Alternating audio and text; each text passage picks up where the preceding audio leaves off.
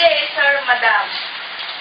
My name is Sonia G. Soriano, 29 years old, single, and presently living in Carusucan Norte, a single Pangasinan.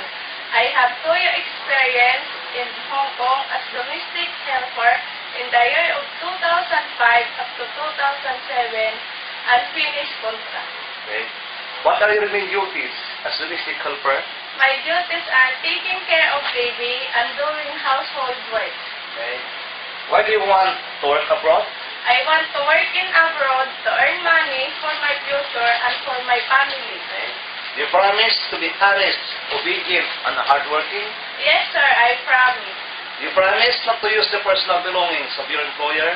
Yes, sir, I promise. Okay. Do you promise not to let your relatives and friends go to your employer's house without their permission? Yes, sir, I promise. Okay. Are you willing to work with another domestic helper in the house? Yes, sir, I promise. Okay. Are you willing to share a room? Yes, sir, I am willing. Okay. Are you willing to wash the car of your employer? Yes, sir, I am willing. You promise not to drink alcohol? Yes, sir, I promise. Okay. Are you willing to accept to have your day off set by your employer? Yes, sir, I promise. Okay.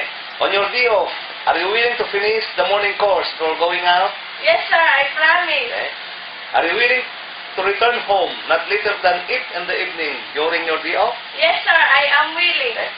Are you willing to work on your day off with extra pay if requested by your employer? Yes, sir, I am willing. Okay.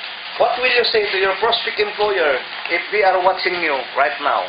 Hello, sir, madam. I'm honest, patient, and hardworking.